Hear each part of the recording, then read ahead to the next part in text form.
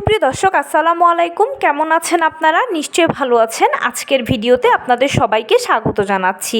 আজকে আমি আপনাদের সাথে খুবই গুরুত্বপূর্ণ একটা টপিক নিয়ে আলোচনা করব। ম্যাক্সিমাম টাইম আমি আপনাদের থেকে এরকম একটা প্রশ্ন পাই যে আপু, নবম মাস 36, 37, 38, 39, 40 এভাবে সপ্তাহগুলো পার করছি, কিন্তু এখনও কোনো লক্ষণ বা পেইন নেই। এই অবস্থায় কি করব? চলুন জানাচ্ছি এই পরিস্থিতিতে কি করতে হবে। বাই দ্য ওয়ে, মূল ভিডিওতে যাওয়ার আগে একটা কথা বলি, আমি আমার চ্যানেলে pregnancy related, specially normal delivery related অনেক ইম্পর্ট্যান্ট তথ্য ভিডিও আকারে শেয়ার করে থাকি।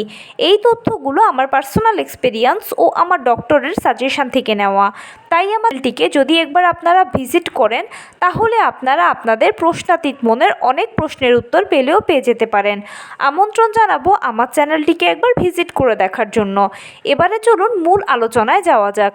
আমি শুরুতেই বলেছি আজকে আলোচনা করব ম্যাক্সিমাম টাইম আপনাদের থেকে একটা পাওয়া প্রশ্ন নিয়ে। সেটা হচ্ছে, একের পর এক সপ্তাহ পার করছেন, কিন্তু এখনও কোনো নিজের মধ্যে লক্ষণ বা পেইন কিছুই দেখতে পাচ্ছেন না। এই অবস্থায় কি করবেন?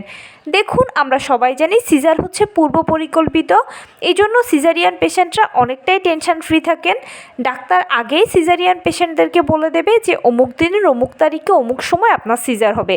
সে মতো হসপিটালে গিয়ে আপনি সিজারটা করিয়ে ফেলতে পারবেন। এরপরে এক একটা হসপিটালের এক একটা প্যাকেজ থাকে, কারো 3 দিন থাকতে হয়, কারো 4 দিন থাকতে হয়। সে মতে আপনি বাসায় চলে আসতে পারবেন হসপিটালে সব কিছু ক্লোজ করে। কিন্তু নর্মাল ডেলিভারিটা হচ্ছে একটা প্রাকৃতিক পদ্ধতি। কার কখন কোন দিন কোন সময় লেবার পেইন শুরু হবে কিংবা ডেলিভারি প্রক্রিয়া শুরু হবে সেটা কেউ জানে না। এজন্য এই সময়গুলো, মানে কখন আপনার লেবার পেইন শুরু হবে, কখন আপনার ডেলিভারি প্রক্রিয়া শুরু হবে, এই যে অপেক্ষাগুলো এখানে একটু কষ্টকর। ধৈর্য ধরে আপনি যদি এই কষ্টগুলো সহ্য করতে পারেন, তাহলে নিশ্চিত সফলতা আপনারই। এক্ষেত্রে সবসময় যেটা করবেন যে অবশ্যই ধৈর্য ধারণ করবেন, এবং খুব ভালোভাবে ধৈর্য ধারণ করতে হবে, নিজেকে সাহস জোগাতে হবে। টেনশান করা যাবে না। মনে রাখবেন, টেনশান যদি করেন তাহলে প্রেশার ওঠানামা করে, আর এর ফলশ্রুতিতে গর্ভের ভেতরে বাচ্চা মারা যেতে পারে। আপনি কি চাইবেন তীরে এসে তরি ডুবুক? কখনোই নয়।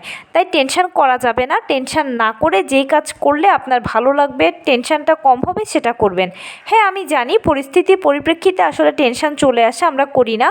তবুও নিজেকে টেনশন ফ্রি রাখার সর্বোচ্চ চেষ্টা করবেন। এরপরে যেটা করবেন, নিয়মিত হাঁটাচলা করবেন, টুকটাক কায়িক শ্রম করবেন, লো কমেটটা ব্যবহার করবেন, পুষ্টিকর খাবার খাবেন। নিশ্চিত করবেন আপনি সারাদিনে যা যেরকম খাবার খাচ্ছেন, সকল ভিটামিন, মিনারেলস, ক্যালসিয়ামগুলো যেন ঘুরে ফিরে আপনার বডিতে যায়, আপনার থেকে যেন বাচ্চা পায়। আর সেই সঙ্গে আপনি যেই ধর্মের অনুসারী হন না কেন, বেশি বেশি করে উপরওয়ালাকে ডাকবেন, কারণ এটা আপনার জন্য একটা সময়, আর এই সময়ের হাত থেকে উপরওয়ালাই আপনাকে খুব ভালোভাবে উদ্ধার করতে পারবে। এভাবে করে আপনি সময়গুলোকে পার করবেন, তাহলে দেখবেন অনেক বেশি ভালো লাগবে। আর নিজেকে সবসময় এটা বলে সাহস জোগাবেন যে আমি প্রথমবার মা হচ্ছি, কিন্তু তার মানে এটা নয় যে আমার দ্বারাই নর্মাল ডেলিভারি প্রক্রিয়াটা যাত্রা শুরু করছে। আমার আগে হাজার হাজার কোটি কোটি মানুষ নর্মালে বাচ্চা জন্ম দিয়ে এসেছে, প্রতিনিয়ত দিচ্ছে। তাহলে সবাই যদি পারে, আমি কেন পারবো না? তাদের সবার মাঝে এমন কি সুপার পাওয়ারটা আছে যেটা আমার মাঝে নেই? আসলে সবাই ভয় পাচ্ছে না, আর আমি ভয় পাচ্ছি। পার্থক্য এতটুকুই। আর ভয় যেটা পাচ্ছেন সেটা শুধুমাত্র মনের ভয়। বিভিন্ন ধরনের কথোপকথন শোনার ফলে মনের ভেতরে একটা ভয় কাজ করছে, সেই ভয়টাই। এই ভয়টাকে একবার মন থেকে দূর করে ফেলবেন, দেখুন সব কিছুই আপনার জন্য সহজ হয়ে গেছে। আর তার পাশাপাশি হচ্ছে কি, ডেলিভারি হচ্ছে একটা প্রাকৃতিক পদ্ধতি, বিশেষ করে নর্মাল ডেলিভারি। তো কার কখন ডেলিভারি প্রক্রিয়া শুরু হবে সেটা মহান আল্লাহ তাআলা ছাড়া কেউ জানে না। ডাক্তারও বলতে পারবে না, এমনকি আল্ট্রাসোনোগ্রামের মাধ্যমেও আপনি জানতে পারবেন না। অবশ্যই ধৈর্য ধরে অপেক্ষা করা ছাড়া এই মুহূর্তে আর কোনো উপায় নেই। তবে যারা বলেন যে আমি কোনো লক্ষণই দেখতে পাচ্ছি না, আমি মনে করি এটা ভুল। আমি কয়েকটা লক্ষণ বলবো, আপনি এগুলো নিজের সাথে মিলিয়ে দেখুন যে মিল পাচ্ছেন কি না। যদি মিল পান, তাহলে এটা নর্মাল ডেলিভারির লক্ষণ, এবং আপনার বডি সাইন দিচ্ছে আপনাকে অবশ্যই ধৈর্য ধরে অপেক্ষা করতে হবে। বিভিন্ন লক্ষণের মধ্যে সবথেকে গুরুত্বপূর্ণ কয়েকটা হচ্ছে, প্রথমেই বলি, ঘন ঘন প্রস্রাবের চাপ অনুভব করা।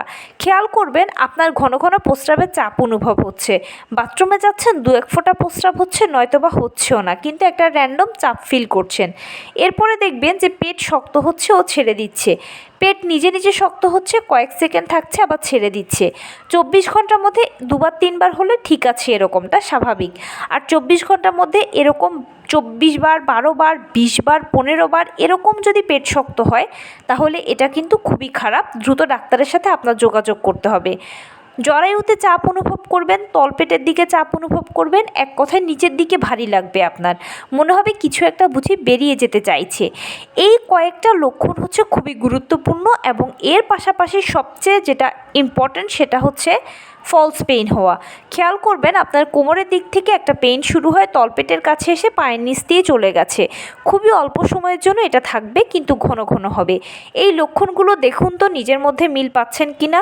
যদি মিল পান, আলহামদুলিল্লাহ, আপনার বডি নর্মাল ডেলিভারির জন্য সাইন দিচ্ছে। আর নবম মাস বা 36 সপ্তাহে পড়লে অবশ্যই সর্বশেষ চেক আপটা করিয়ে ফেলা উচিত। যদি চেক আপটা করিয়ে ফেলেন, তাহলে মিলিয়ে দেখুন যে রিপোর্টে সব ঠিকঠাক এসেছে কিনা। মা ও বাচ্চার সব কিছু যদি ঠিক আসে, তাহলে ডেলিভারিটা নর্মালই হবে ইনশাল্লাহ। আপনি শুধু ধৈর্য ধরে অপেক্ষা করুন, কারণ আলট্রাসোনোগ্রাম রিপোর্টও বলছে যে নর্মাল ডেলিভারি হবে, আপনার বডিও সাইন দিচ্ছে নর্মাল ডেলিভারির। অতএব এক সময় না এক সময় আপনার ডেলিভারি প্রক্রিয়া শুরু হবেই। শুধু এটা স্পেসিফিক বলা যাবে না যে কবে, কোন দিন, কোন সময়, কত সপ্তাহে হবে।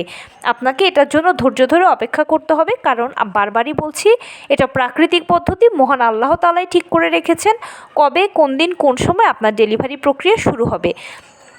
তবে হ্যাঁ, আমি যেই লক্ষণগুলোর কথা বললাম বা যে সাইন সিমটমগুলো বললাম, এগুলোর বাইরেও আপনারা অনেক সময় দেখবেন যে স্রাব যেতে পারে। স্রাব কারো পাতলা পা দিয়ে গড়িয়ে পড়ছে, কারো থকথকে স্রাব, কারো একটু হলদে বর্ণের স্রাব, এগুলোও হতে পারে। কোমরে তলপেটে ব্যথাও থাকতে পারে। তবে যত লক্ষণই আপনি নিজের মধ্যে দেখেন না কেন, যতক্ষণ পর্যন্ত আপনি এই লক্ষণগুলোকে সহ্য করতে পারবেন, ততক্ষণ পর্যন্ত এগুলো স্বাভাবিক। কিন্তু যখন এগুলো অসহ্য হয়ে যাবে, আপনার কাছে প্রচণ্ড ব্যথা হচ্ছে, প্রচণ্ড কষ্ট হচ্ছে, আপনি হাঁটতে চলতেই পাচ্ছেন না, তখন অস্বাভাবিক। তখন আপনাকে অতি দ্রুত ডাক্তারের সাথে যোগাযোগ করতে হবে। পরবর্তীতে আপনার করণীয় কী হবে সেটা ডাক্তার বলবে। তবে আরেকটা বিশেষ সতর্কতা হচ্ছে, যদি কেউ 40 সপ্তাহ পার করে ফেলেন, তাহলে কিন্তু আপনাকে অতি দ্রুত ডাক্তারের সাথে যোগাযোগ করে সিজারের চিন্তা করতে হবে। কারণ মনে রাখবেন, 40 সপ্তাহের পরে গেলে মায়ের গর্ভে বাচ্চাদের অক্সিজেনের পরিমাণ কমতে থাকে, পানির পরিমাণ কমতে থাকে। তাছাড়াও বাচ্চারা মায়ের গর্ভে টয়লেট করে দিয়ে সেই টয়লেট যদি একবার খেয়ে ফেলে, তাহলে তারা মারা যেতে পারে।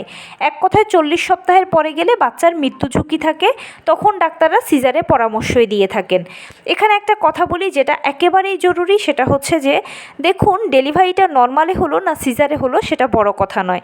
ডেলিভারিটা যেন সুস্থভাবে হয়, সুন্দরভাবে হয়, আপনার যেন ভালো হয়, আপনার সন্তানের জন্য যেন ভালো হয়, সেটাই সবসময় কামনা করবেন, প্রার্থনা করবেন। নর্মালে হলো না সিজারে হলো সেগুলো বড় বিষয় নয়। নর্মাল ডেলিভারি বা সিজার দুটোই হচ্ছে সন্তান জন্মদানের পদ্ধতি মাত্র। তাই আমাদের একমাত্র লক্ষ্য উদ্দেশ্য হওয়া উচিত সন্তান যেন ভালো থাকে, মা যেন ভালো থাকে। কারণ মা ও সন্তান একে অন্যের পরিপূরক। মায়ের কিছু হলে বাচ্চা ভালো টেক কেয়ার পাবে না, বাচ্চার কিছু হলে মা একদণ্ড শান্তি পাবেন না। এই জন্য মা ও বাচ্চার সুস্থতাই হচ্ছে সবচেয়ে বড় কথা। নর্মাল ডেলিভারি বা সিজারকে কখনোই প্রায়োরিটি লিস্টে রাখাটা উচিত নয়। তো এই ছিল আজকের ভিডিও। কেমন লাগলো বলুন। যদি ভালো লেগে থাকে ও হেল্পফুল হয়ে থাকে, তাহলে প্লিজ লাইক, কমেন্ট, শেয়ার করতে একদম ভুলবেন না। আর সেই সাথে আমার চ্যানেলটিকে সাবস্ক্রাইব করার বিনীত অনুরোধ রইল। পাশে থাকা বেল আইকনটি ক্লিক করে দেবেন, যেন আমি ভিডিও আপলোড করার সাথে সাথে আপনারা নোটিফিকেশান পেয়ে যান। যদি কোনো প্রশ্ন থাকে কমেন্টসে জানাবেন, আমি রিপ্লাই দেব। প্লাস যদি কোনো পরামর্শ থাকে যে কোন বিষয়ের উপরে ভিডিও বানালে আপনারা উপকৃত হবেন, সেটাও জানাবেন। আমি আপনাদের পছন্দের সর্বোচ্চ প্রায়োরিটি দেব। ভালো থাকবেন, সুস্থ থাকবেন। আসসালামু আলাইকুম।